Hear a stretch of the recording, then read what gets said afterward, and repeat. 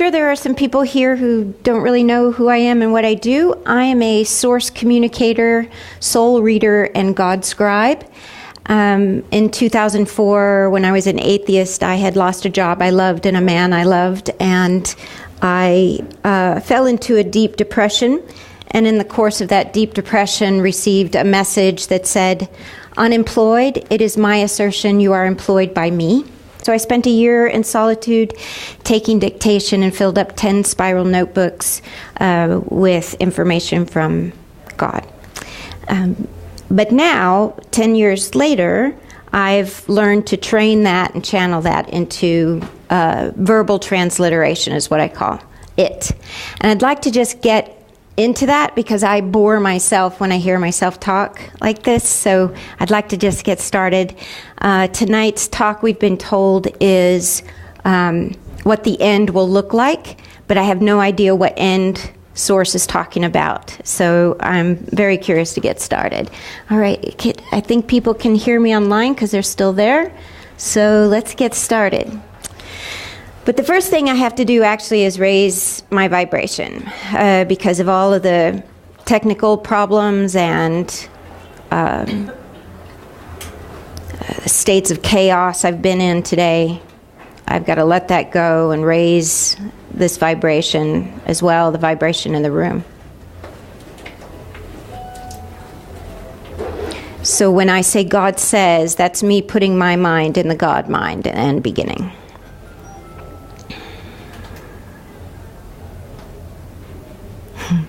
So God says, there are 10 million people just in a small corridor of this country. 10 million people. So if you can think of what 100 people look like, and then add another 100, and then add another 100, and another 100, until you get to 1,000 people. And then multiply that by the number that it takes to get to 1 million people. Can you imagine 1 million people? Can you imagine 10 times that? That is a huge number of souls in a very small part of this big country, which is where you are. Every single one of those souls could be lost to the ethers if there was a catastrophic event that wiped everybody's body out. What remains after the body goes is the soul. And most of you who are in a place like this, you know you have a soul. But how often do you think about millions and millions and millions of souls? Because when you think of millions and millions of souls, we want you to understand the magnitude of the problem Spirit has in trying to raise vibration. It's damn near impossible unless a significant percentage are already raised.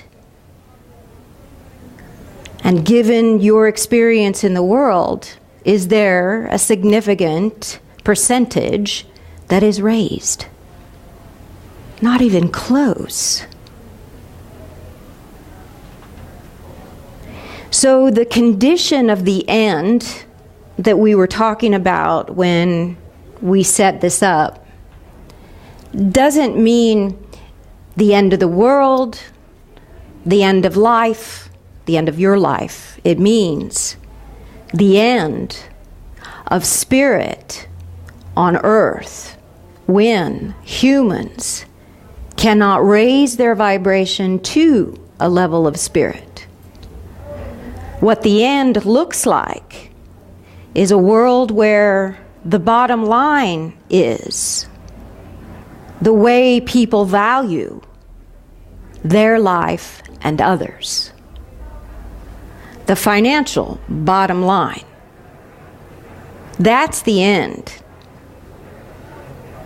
What the end looks like is that you have no value whatsoever to this world unless you are at some level of that bottom line that the bottom line dictates is appropriate for value. Is that sinking in a little bit? Just to kind of get a picture of the desperate situation Spirit is in? Because we see humanity about 3 generations out being wiped out. That's just the path humanity is on. Pretty soon there will be no wildlife. They'll be on reservations. Like the wild humans have been put on reservations. The natives are reserved because their habitat is gone. How much longer do you think the bottom line is going to allow wildlife at all, except on reservations? This is the spirit of the earth that's being wiped out. Eons of evolution of the earth wiped out in a mere 150 years. So, if the course of being wiped out is showing up in anything other than human, by the humans, how much longer before the humans wipe themselves out? Not long. So 3 generations in that picture may seem like an estimate that is almost too good to be true, because it feels more like 1 generation left. So the power of your individual life under this circumstance has to do with what you can bring to yourself in the way of spirit. What you bring to yourself in the way of spirit has to be an identity of spirit. Spirit identity. So identity of spirit isn't God, he, or even God they, or God she. Identity is, what am I? The I. So as our friend who was doing the bowls said, every distraction is within, not outside of you, right? It's distracting what's within you. Even though it's occurring outside of you, it's distracting what's in you. But until you get your focus in on what's in you, and no longer distracting yourself by what's outside of you, you won't know what I am. Because the I is a silence so great, there's no way you could hear it and hear what's outside of you at the same time. It's such a profound state of silence that its echo goes on forever and ever and ever and ever and ever when you say hello to it. It's a prolonged echo of self-return. So, the end is what we are about today. Let's talk about what an end is. Because, as most of you know, your life doesn't end just because your body falls away from spirit. You transition into a new state of you. So, if that's not an end, then how could it really be the end of humanity if they wipe themselves out, right? You follow that?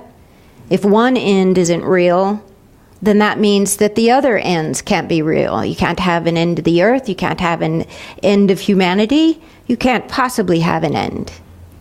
That's true. So the question is, what's left then in the end that we call the end? What's left? Does anybody have some ideas you want to throw out there? What's left in the so-called end? For whether it's individual or the planet or a species. What's left? New beginnings. New beginnings is left from the end. Well, yes, new beginnings, certainly. But we meant the mass. What's the mass that's left? You know, some people, yes, spirit. But that spirit that is left, that can't ascend, is what? Because spirit ascends. Spirit is already in the higher ethers just for the nature of spirit. But there is something that's left after the body passes, or after the matter passes. The soul. The soul is that interim organ that holds spirit to matter. Without the soul, spirit can't incarnate. Incarnate? Is that the word you want me to use? But God does those all the time, though. Spirit words. Did you say incarnate, or did I missay incarnate? No, we said incarnate. So I hear the word incarnate, but also coordinate? Yes. Spirit cannot incarnate with the body.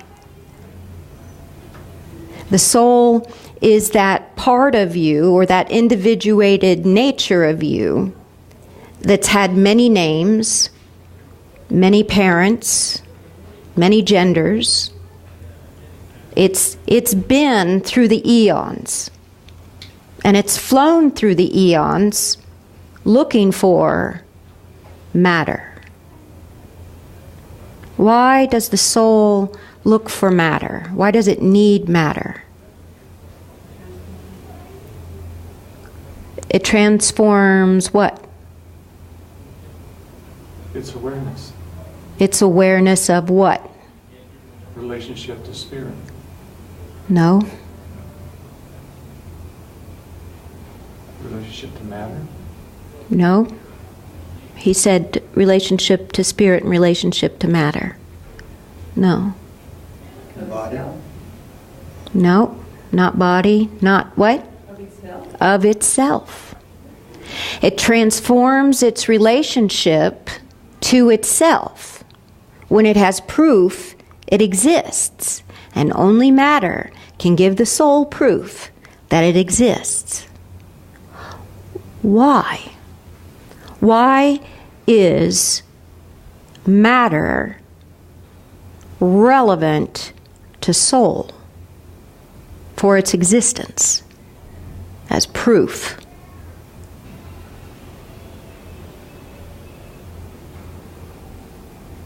Because it separates from what? other souls.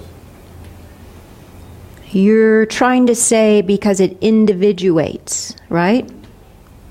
And in that individuation, in order to identify identity, in order to identify, because it senses the presence of all the others, in order to identify, it needs a mirror to itself.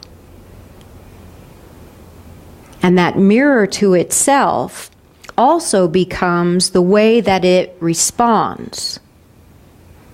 So if something acts and it responds, it sees through the actor it responded to what it is. So if, let's say, someone is an extremely angry tyrant, and they express extreme anger and tyrancy, what do they get back? No. They don't get an angry tyrant back at them. What do they get when they are an angry tyrant upon someone? Power. But that's what they are seeking, right? So they get fear back from the one that they are attacking. That fear back is the identity of that tyrant. Otherwise, why would someone need to control everyone and everything around them? They are afraid. They can't control anything going on around them. This is why the body is very important to the soul. Because the soul doesn't know what it is without it. Unless the body is looking into itself to find itself and then love itself. As it loves itself, it brings spirit through. So mind, body, and soul is actually spirit, soul, and body. The wholeness of the mind. Mind is just process. Mind is not in and of itself the thing of being. It is the process of being. It is the being of being. Right? So the brain then is the processor of that mind. I feel like you might be losing them a little bit.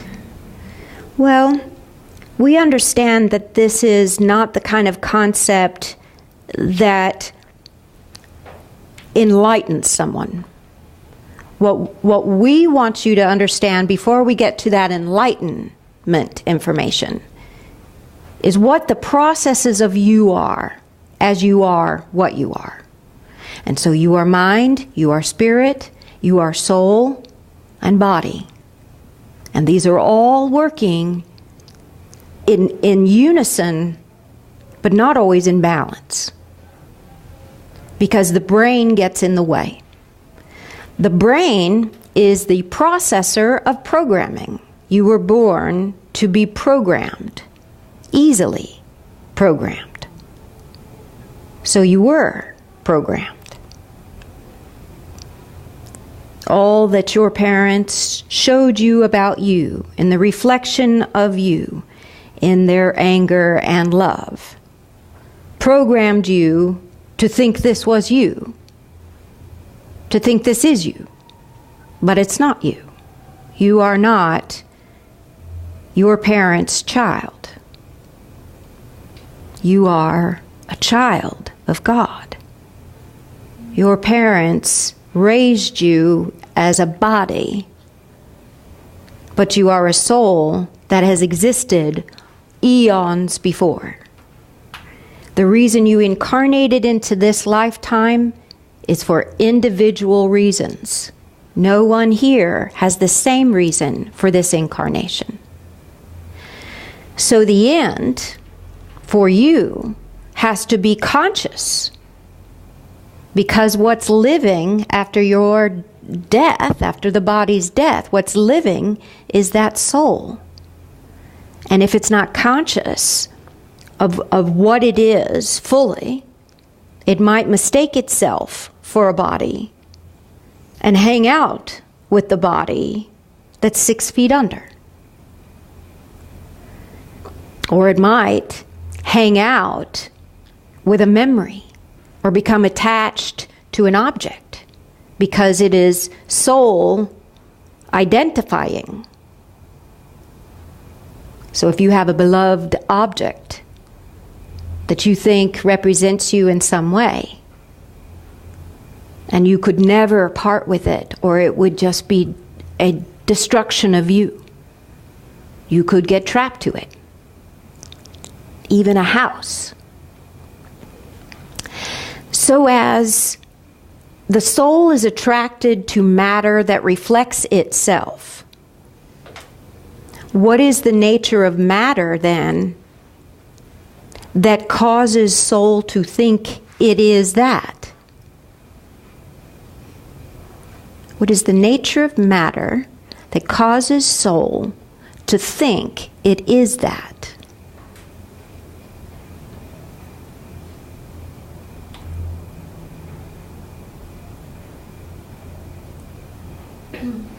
The emotions. Yes. Oh. The emotional body. The emotional body.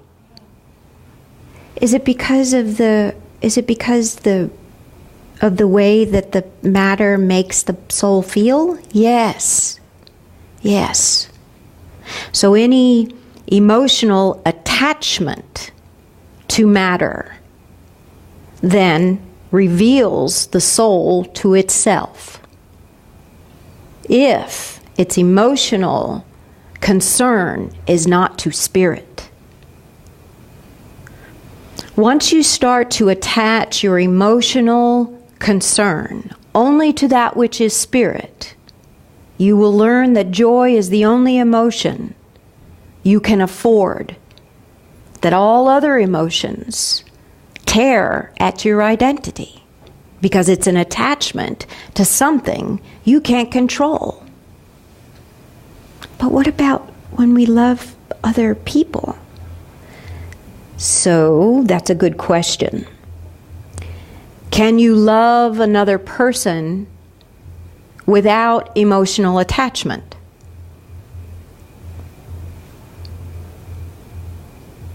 What do you others think?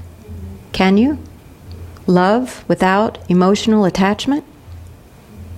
I think so. Because you would truly see that they are and feel they are God yourself. There would be no attachment. There would just be a recognition. In a flash of a moment, sure. You could see in a moment that your beloved is actually God, so union with you is from another space and time than this physical existence that you're in.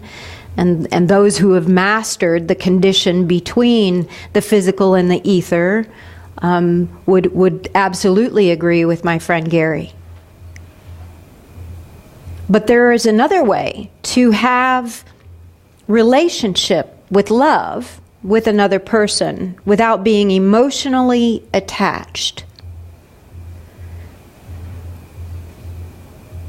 God, I have no idea. I mean, I adore my husband. I have no idea how to be unattached or emotionally attached to him.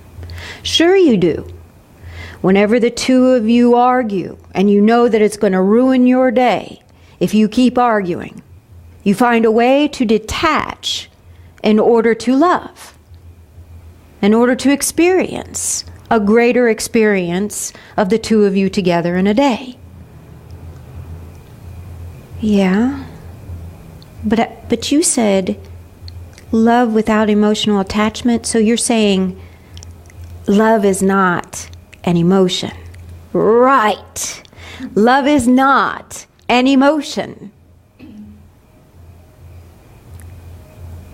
you understand that? You're the only one shaking your head, Gary. There's a whole room back there that's staring right at me. God says, the love that is experienced between two souls who are soulfully experiencing each other, not lustfully or physically, but soulfully, manage their expectations between each other for the sheer joy of experiencing joy. Those who don't manage expectations between each other. Never forewarn each other of, hey, I'm not in a good mood, sweetie. You're going to have to just like back off. Don't you wish you could get that warning? No. Oh, yeah, okay.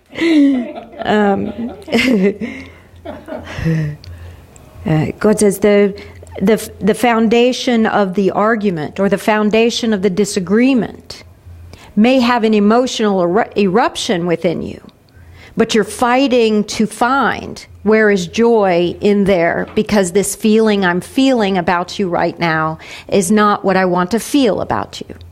It's a conscious control of the emotion you experience with a person. Love is when you allow the great fullness of abundance up through you, which is spirit. Love is a true system that is like liquid gold. And when you open your heart, it fills you up. It's a full feeling in the heart. But you have to open the heart to make that happen. When you are emotionally attached to someone, you can close down the heart in just the wrong thing that they said or the wrong thing that they did. Do you understand now how you can be in love without emotional attachment? You are not attached to the emotions between the two of you. You detach from those emotions and you allow love to fill you up to fullness. Okay? God, I forgot why we went into that. Well, what we were talking about is what's left. What's left at an end. And we described soul. And we said that soul looks to matter to reflect itself so that it knows what it is. Because it responds to what it is making. The matter responds to what the soul is making. If you tried to look at your soul, you would never see it because it's not a visible condition. It's an electrical condition. It can be electrified and electrically charged. So when a body passes and a soul is attached to a location, it can draw energy from a light or from a battery. It can draw into it and try to do something with that power and move it. That's how poltergeist occurs. It is the movement of energy from an electrifying source of the soul. Whether you still have a body or not, you can still cause a poltergeist activity because it's the electromagnetic system in the air that's being electrified by the soul. But you could never see it. Things could be drawn to that soul so that you see the effect of that soul on things, but it's not visible. So spirit then electrifies soul when soul does what? Spirit electrifies soul when soul does what? Manifest? No. Think of spirit as the higher order. It's the realm of spirit is way above the physical realm. So the high order of spirit incarnates with the soul, carries the soul through that incarnation, but it never leaves the higher order to do that. It always remains in the higher order. Would you say nurture or feeds the soul?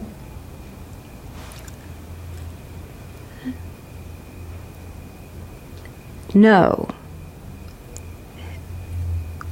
We wouldn't say that, although we would agree that it does that.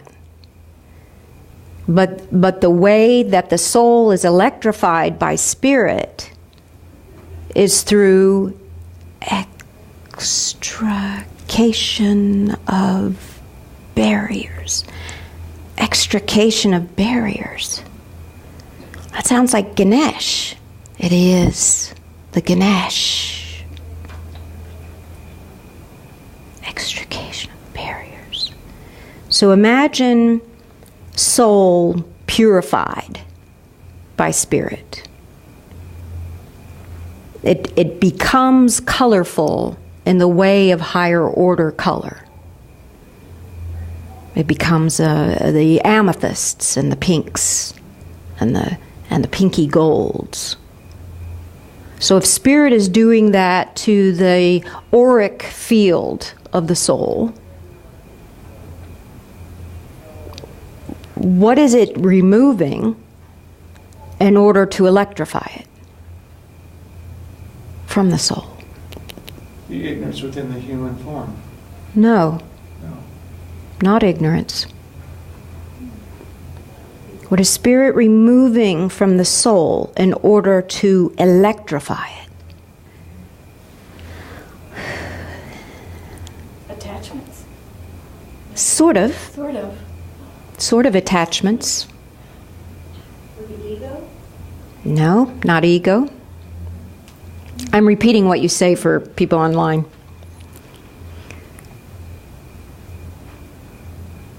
What is spirit removing from soul in order for soul to be purified? Matter.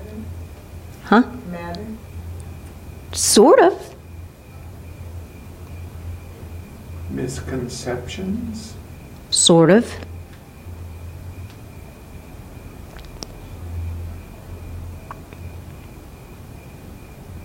I know the answer. Connection to God. Removing, no, what is the spirit removing from soul Connection. Lack of connection. for purity? What is spirit removing from soul to purify the soul? Emotions? Back to emotions. Emotional attachment. But the real answer is worry. Imagine a day with not a single worry.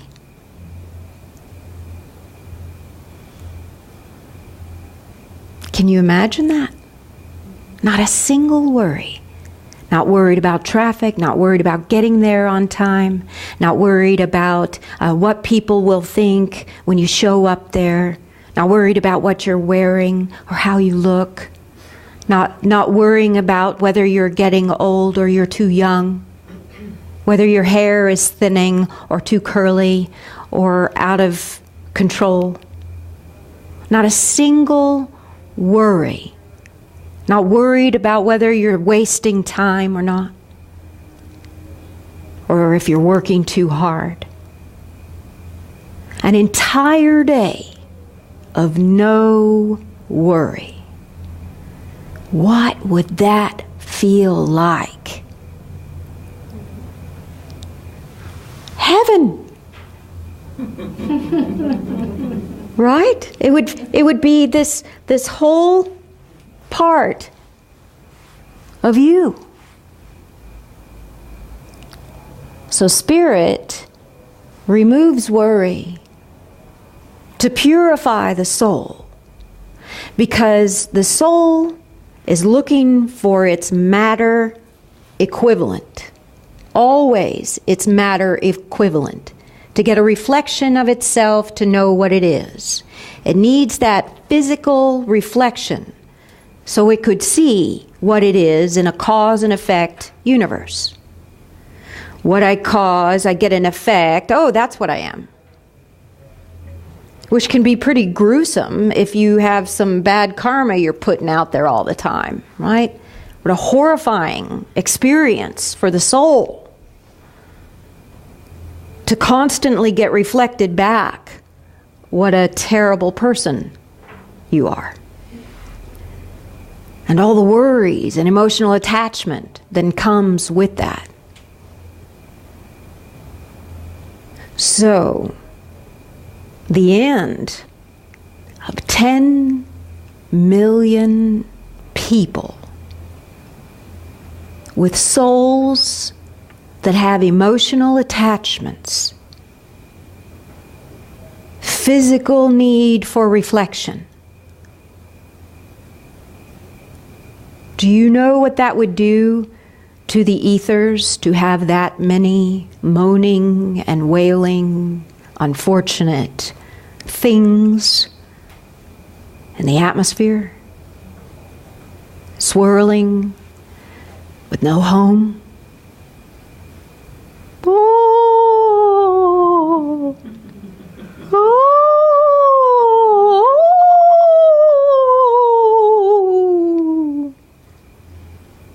This is a real thing. It's called the void of the forlorn. And there are already millions and millions and millions of souls trapped there, unable to ascend to their true order. So the reason God's always concerned with saving souls is because God knows all of these souls that have trapped themselves from emotional attachments to worries and fears about not being good enough, not being smart enough, not being strong enough. So the end looks like, for each individual, something different. Not every soul that isn't ascending to spirit stays in this dimension. Sometimes they will suddenly have a realization, where am I? What the hell am I doing here? I've been here too long. Where am I to go? And in that question, Spirit swoops in and says, come with us. Let us take you. And you know who those spirits are? All of you who are of higher pursuit. So in the end, when the world does turn in on itself, and we mean the world of humanity, not the earth. The earth will survive, and it will evolve into a whole nother series of animal forms. However, humanity is an animal form that is conscious, and consciousness is no small matter to achieve. You are all ancient.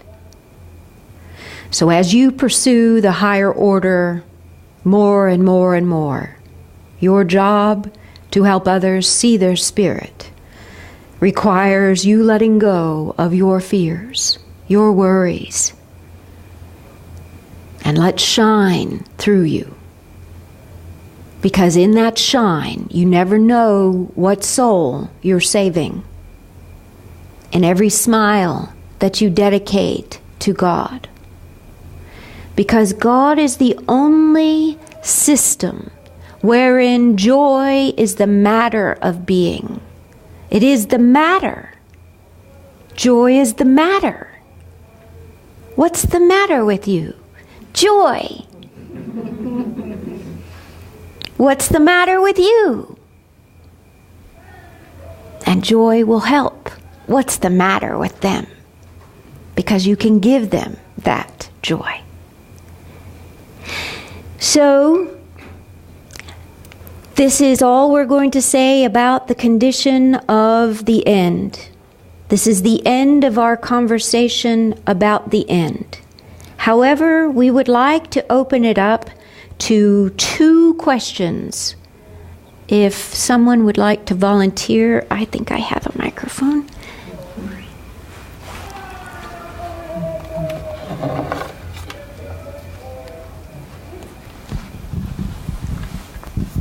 Testing. Test, test, Test. So the first question test. is from who? I know you have questions. Test, test. Can you speak about life on other planets? Sure. God says, well, we would like you to be specific as to which planet you're curious about. There's billions of galaxies. It's like a huge issue. I mean, they're just finding out now there's not just the Milky Way, there's billions of galaxies. So just an overall view of the whole thing. Right. Especially from God's perspective. God says, well, we think what you're trying to unleash in the answer is a confirmation that humans are not the only humanoids, even on Earth. And that's true. There are alien beings that hover in this atmosphere, that avoid interaction with humans for fear of their own detection. However, they scoop up humans in the case of their own need for reproduction or science, discovery. Humans, to many beings that are off-world, are rodents comparatively.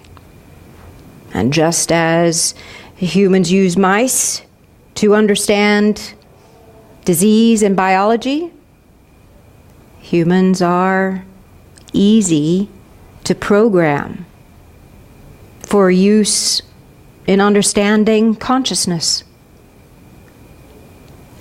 Will there be in your lifetime the discovery of these beings that science can confirm? No. They run from that. Because if there was an earth-wide belief, an understanding in extraterrestrials, there would be a need to preserve or conserve territories. It would be a nuclear arsenal buildup. So they stay away from human systems that would alert them en masse. But no, humans are far, far from the only intelligent life forms on this planet alone, let alone life terraforming in other states in this solar system, not just galaxy, but in this solar system. Does that answer enough for now? Do you have a question? I do. I thought so. So if humanity is, for the most part, wiped out, is there then a possibility that there will be enough humanity left over that we can create once again a higher conscious human system after the wiping out? Yes, that is the goal. The goal is to achieve a higher consciousness through an evolutionary order change. The evolutionary order change means a much smaller population has to survive, of maybe 1 million worldwide. So in those small habitats for humanity, they are actually natives reborn. A new native culture. So they're starting from scratch technologically, but they are evolving from consciousness with the planet, unifying with the planet for that consciousness, retraining the cultures to identify the unseen realm, to utilize and motivate the human world from the unseen world.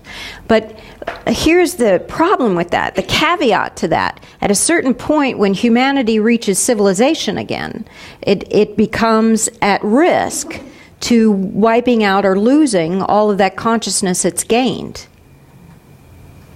because it's no longer a planetary being. It's a civilized world that makes itself on its own system, just as humans are today. So even though they evolve from today to a new human, they're still subject to the same problems humanity is subject to today. Technology becomes the way of a culture that then becomes the way of a thinking, and then in that way of a thinking is the building of a new culture. And in that building of a new culture becomes the wiping out of the old. And that old had unified with the plants and the trees and the jinn and the chi and the kumbaya.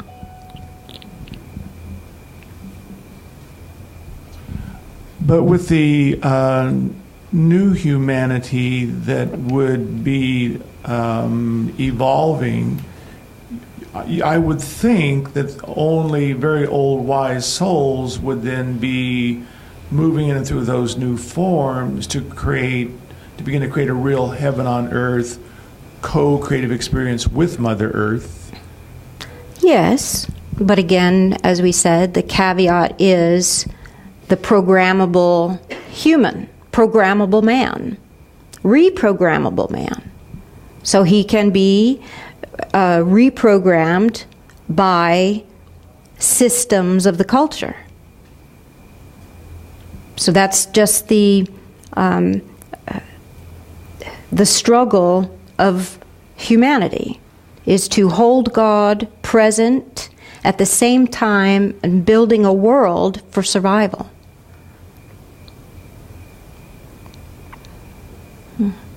It's kind of parallel right now. I mean, the parallel cultures, we have native cultures that are behaving primitively, while there is a superculture, highly advanced technology. So they're still in parallel. So would that happen to human 2.0 too? Yes, constantly in parallel and in peril at the same time. It's a very tenuous life form, humans. Very tenuous. Well, I know we're supposed to end at 10 till. Is that right? We're supposed to end in 10 till. So I want to thank you all for coming, and everyone online, thank you for bearing with me and coming online. And please give God a hand. And I'm doing readings, sorry, I forgot. I'm doing soul readings tomorrow, and I think my sign-up form is on the table as well. And that's when the God within you speaks through God within me to tell you about you. Okay, thank you. Brilliant. Thank you, thank you. Hey, thank you. Bye, everybody. Bye. Say hi to Gary. Hi, kids. Yay! This is just, yeah, wait. Come say hi. Well, that's awesome. That was Eric Meese. Okay, I'm signing off now.